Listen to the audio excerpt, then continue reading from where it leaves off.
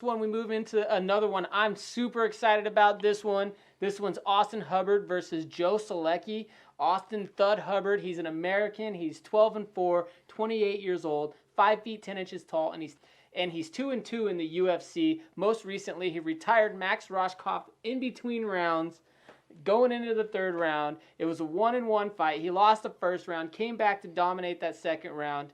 And then, Roshkoff just shut down and quit in the corner. Quit. It was one of the craziest things I've ever seen. But that fight was actually originally supposed to be versus Solecki.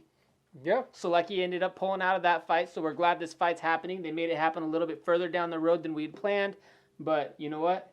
It's going on now. Joe Solecki, he's an American, 9-2, 26 years old, 5 feet 9 inches tall. He made his way into the UFC through Dana White's Contender Series, where he won by a guillotine in the first round, and he was going against James Wallace. Since then, he's 1-0 in the UFC with a decision win over Matt Wyman. What do you think about these guys? Well, with Austin, he shows some pretty solid takedown defense. Yeah. I wouldn't call it great because he does still get taken down, but he fights. You have to work for your takedowns on him. Yeah. But he does get back up. He shows he's able to get back up, and he's able to hang in there on the ground a little bit. Even versus Madsen, Mark O. Madsen. Mark Madsen took him down multiple times throughout that fight, but he was able to get up every single time. So I mean that's something he to was note. he was a high school wrestler. American wrestlers are better at any other wrestlers than getting up off the ground simply because of our style of wrestling. Yeah. And it's because our style of wrestling is all about control, not as much about the big throws and stuff like that. One of the important things in American folk style collegiate wrestling is being able to control somebody on the ground and being able to get up from the ground, whereas in Greco and freestyle, which you see practiced throughout the rest of the world, guys just lay flat. Yeah. They just lay flat, time runs out, they go back to their feet. American wrestling, you have to work to get away. So he's got that ability to get away because of his high school wrestling experience. Yeah. And then the majority of his losses, though, come to guys who are just better grapplers than him. Yeah. They'll take him down, control it, and he'll still get back up, but they just take him down He's only again. got, like we said, he has got 4 losses. He's only been finished in one of those. Yep. And that was on the ground. But the other 3 were decision losses, mostly grapplers. Yeah. When you look at him, though, he has a really, really good gas tank, which most wrestlers you can attribute a good gas tank to. Unless they have a bad weight cut. Right. He has very good leg kicks and a good jab. Another thing you'll see when he is striking is he uses his angles extremely well. A lot of stand-up fighters, if you can learn the angles, you can do some crafty things on your feet there. Yep. But he is facing Solecki, who's a BJJ black belt. Yep. And a very high-level BJJ black belt if you've watched any of his fights. Yeah. When I look at him, he's very, very ferocious on the ground. He's not just the kind of BJJ guy that gets you down, holds you there, and then kind of like, maybe... Well, he's active. Do that. Yeah, and he's he has very, 6 very submissions active. on his record right now, too. So, of his 9 fights, he's finished 66% of them. Or, sorry, of his 11 fights and his 9 wins, he's finished 66% of them with a submission. Yeah, and he's, like you said, he's active. He's strong. He can hold you down. He's very active on the bottom.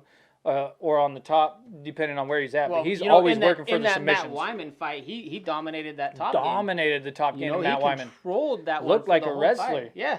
Yeah, I mean, it was crazy. And I thought that Wyman would be able... I thought where Wyman would control it. I think a lot of people did. I thought Wyman would control it on the top, and Solecki would be on the bottom looking for submissions. Right. But then, Solecki came in, and he dominated that top game. Yeah. Like, it was literally, if you go with the judges' scorecards on control, how they say, domination on there for your 10-8 round, he's got a couple of them in that fight, potentially. Oh, absolutely. I mean, he dominated that ground game really bad there. Yeah. But Joe Solecki also made his way in through the Ultimate Fighter. Or not Ultimate Fighter, but through the Contender Series, like I said, with that first-round submission. That's where we really got to see him in action first. Yeah. And he looked pretty good. He looked great. I mean, he earned that opportunity into the UFC. He got those 6 submissions overall.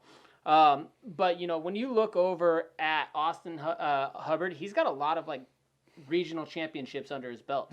He's got an LFA 155-pound belt. He's got an HFC 155-pound belt. He's got an SCL 155-pound belt. And he actually has a 170-pound belt for caged aggression. So, you know, he's been fighting top-level regional scene guys for a while before he even got in the UFC. And he's done well since he's got in the UFC, going, you know, 2-2 so far. Yeah.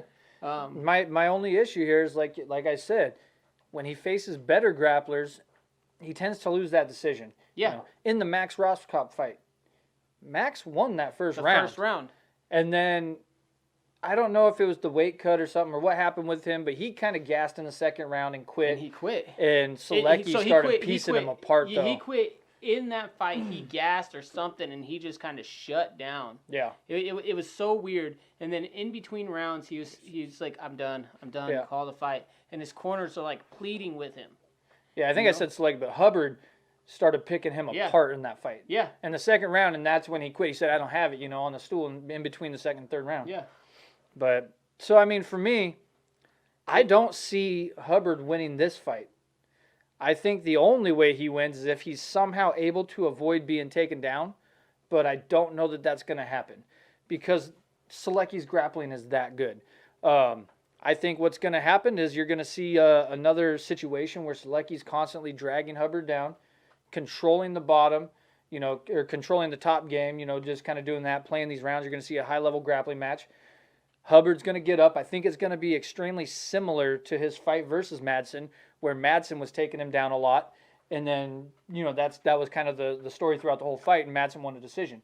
I think that's what we're going to see here for a Solecki decision. You got a Solecki decision here. All right. You know what? I don't disagree with you on the winner here.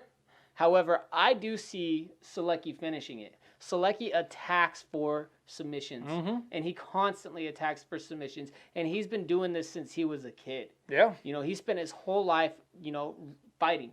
He got his wife on board. He got his family on board. He's training full-time, and he's submitting people left and right. I think he's on a whole nother level, and I think it is going to the ground. I think that what's going to happen, though, is when it gets to the ground, Solecki's just way too good. He's going to be able to control the ground game. He's gonna lock up a leg. He's going to lock up an arm. I'm talking just for control. He did a lot of this in his fight on Dana White's Contender Series, where he would, he wouldn't have both legs in on the back. He would have like a wrestler's leg right on one leg, and he would use that to keep the position while he was attacking for chokes and submissions, and he was able to transition really well from that to both legs in, coming back out, and he was really able to flow through the grappling because of the way that he was controlling one leg as opposed to both sides of the hips. I think he's going to do a similar thing here, making it very difficult for Hubbard to get up, and I think he catches him in the second round with a submission. Yeah, highly possible. Highly possible. Yeah, I mean, I'm excited about it. It's going to be a fun fight.